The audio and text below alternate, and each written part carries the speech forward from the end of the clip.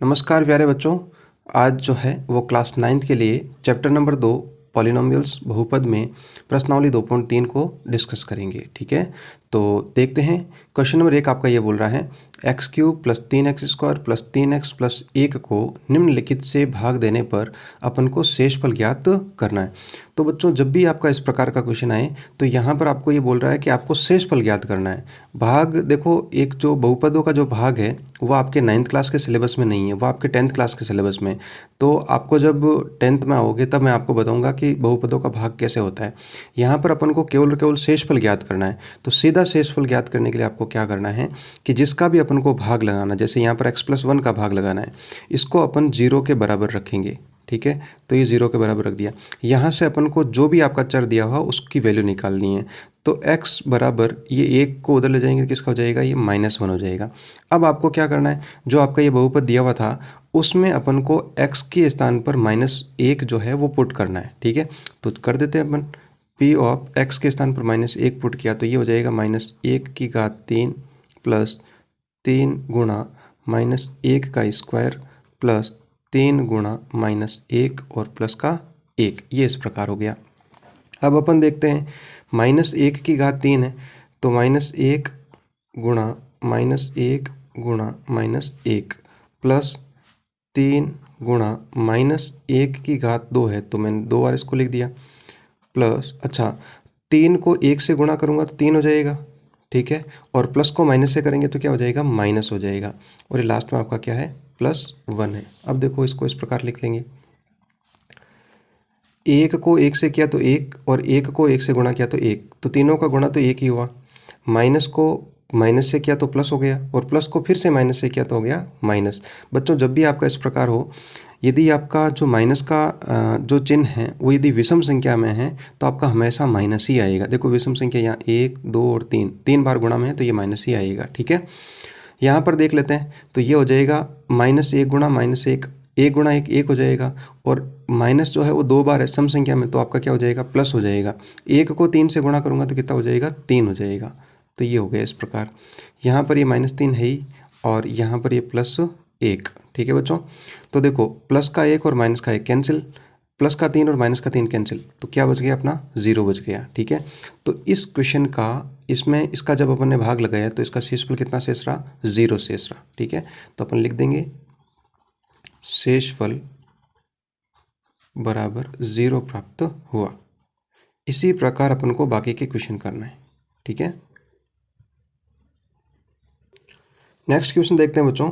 तो इसमें आपका ये दे रखा है x - 1/2 का इसमें अपन को भाग लगाना है। तो क्या करेंगे, मैंने अभी आपको बताया था, इसको अपन 0 के बराबर पुट कर देते हैं। तो ये कर दिया, x की वैल्यू कितनी आ गई, 1/2 आ गई। अब आपको जहाँ पर भी x दिख रहा है वहाँ पर अपन को क्या पुट करना है, 1/2 पुट करना है।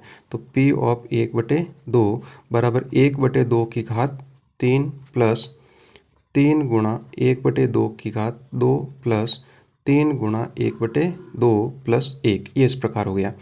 अब देखो 1/2 है तो इसको इस प्रकार लिखेंगे, 1/2 गुणा 1/2 गुणा 1/2 प्लस 3 गुणा 1/2 है तो इसको 2 बार इस प्रकार गुणा कर देंगे। यहाँ पर 3 गुणा 1 3 और नीचे आपका 2 हो जाएगा प्लस का 1। अब देखो बच्चों, 1 गुणा 1 गुणा 1 ये तो 1 हो गया, फिर नीचे 2 गुणा 2 4, 4 को 2 से किया तो 8 हो गया, प्लस 3 गुणा 1 3, फिर से 1 किया तो 3 और नीचे आपका 2 गुणा 2 कितना हो जाएगा, 4 प्लस 3/2 प्लस आपका ये हो गया 1 और 1 के नीचे कुछ भी नहीं तो अपन ने 1 लिख दिया। अब आपको क्या करना है, इनका लसापे लेना है। ठीक है, 8 4 और 2 और 1, इनका लसापे लूँगा तो इनका लसापा आ जाएगा बच्चों 8 लसापा आ जाएगा। 8 का भाग 8 में 1 बार, 1 को 1 से गुणा किया तो कितना हो गया, 1। 4 का भाग 8 में 2 बार, 2 को 3 से गुणा किया तो 6। 2 का भाग 8 में 4 बार, 4 को 3 से किया तो 12। 1 का भाग 8 में 8 बार, 8 को 1 से किया तो 8। इस प्रकार अब इनको जोड़ लेंगे, 12 और 8 20 और 6 26 और 1 27, 27/8। तो इसका शेषफल कितना प्राप्त रहा, 27/8। इसी प्रकार अपना अगला करते हैं। अगले में है आपका केवल x दिया तो अपन x बराबर 0 रख देते हैं। तो जहाँ पर भी आपका x दिख रहा है वहाँ पर अपन को क्या पुट करना है, 0 पुट करना है। तो 0 अपन पुट कर देते हैं, तो ये अपन ने 0 पुट कर दिया। ठीक है, अब देखो यहाँ पर 0 का क्यूब 0, 0 को इससे गुणा करूँगा 0 हो जाएगा, ये 0 हो जाएगा और क्या शेष रहा आपका 1। तो शेषफल कितना प्राप्त रहा, 1 हो गया। नेक्स्ट आपका दिया है x + π, तो बराबर आप 0 लिख दो। तो x इक्वल टू कितना हो जाएगा, -पाई हो जाएगा। बस आपको ये पुट करना है -पाई। तो ये हो जाएगा बच्चों -पाई का होल क्यूब प्लस 3 गुणा -पाई का स्क्वायर प्लस 3 गुणा -पाई प्लस का 1। ठीक है, अब देखो पाई का क्यूब तो पाई क्यूब हो जाएगा। मैंने आपको अभी बताया था यदि माइनस आपका विषम बार है, क्योंकि 3 घात लगी हुई, तो आपका क्या हो जाएगा, माइनस ही हो जाएगा। यहाँ पर आपका स्क्वायर लगा हो तो ये प्लस का ही हो जाएगा। तो ये हो जाएगा बच्चों 3 पाई स्क्वायर और 3 गुणा पाई 3 पाई और प्लस को माइनस से करेंगे तो माइनस और प्लस का 1। तो ये आपका आंसर हो जाएगा -पाई cube plus 3 pi square -3 pi plus 1। ठीक 1। ठीक है, ये आपका आंसर हो गया। नेक्स्ट देखते हैं, इसमें अपन को क्या करना है, इसको भी अपन को 0 के बराबर रखना है। तो ये रख दिया अपन ने। 5 को मैं उधर पक्षांतर करूँगा तो ये -5 हो जाएगा।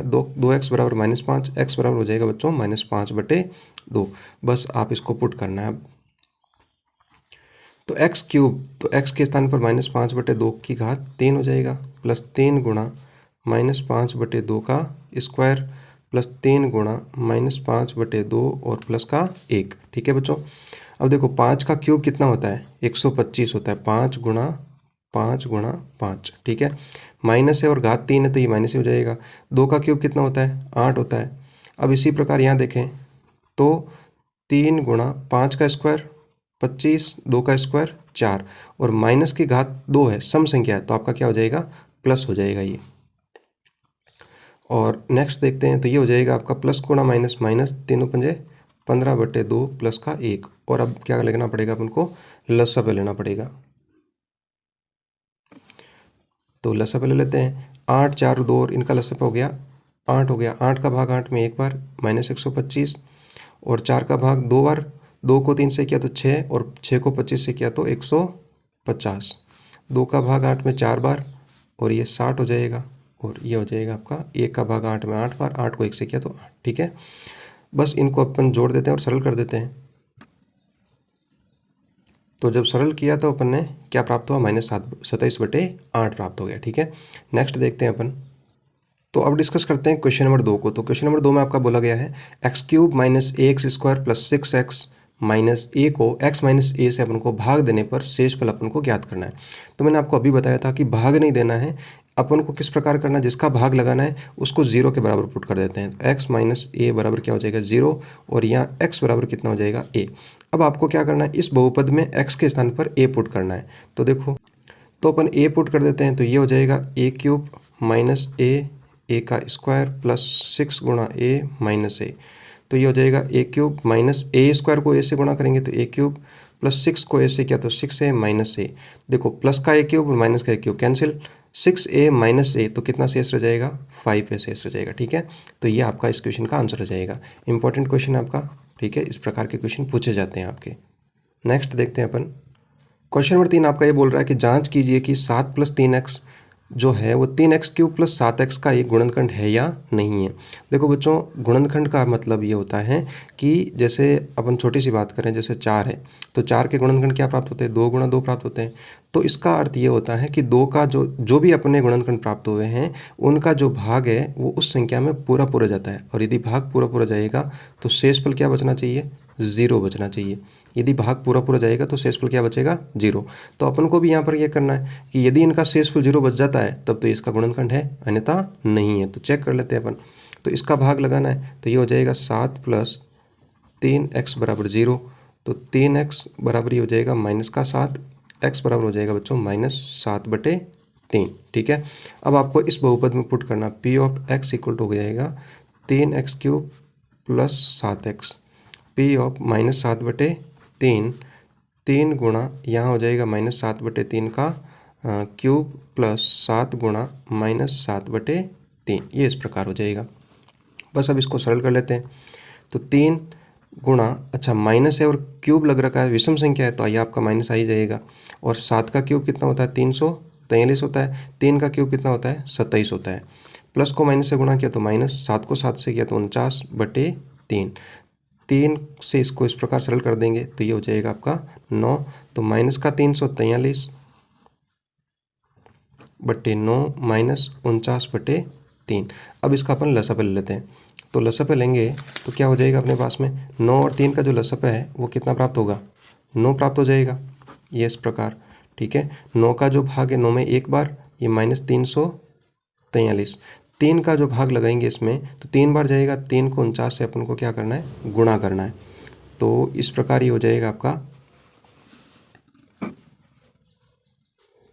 कि -343, और इसको जब मैं इसको गुणा करूँगा तो जब सरल करेंगे अपन तो ये हो जाएगा 147, और माइनस का ये भी अपन ने जोड़ दिया तो 490/9 हो जाएगा, और ये आपका -490/9 ये आपका शेषफल रहेगा। तो मैंने आपको अभी बताया कि यदि आपका शेषफल 0 रहेगा तभी वो आपका उसका गुणनखंड होगा। तो यहाँ पर तो शेषफल जो है वो 0 के बराबर नहीं है। यदि 0 के बराबर नहीं है तो फिर वो जो है उसका गुणनखंड नहीं होगा, ठीक है।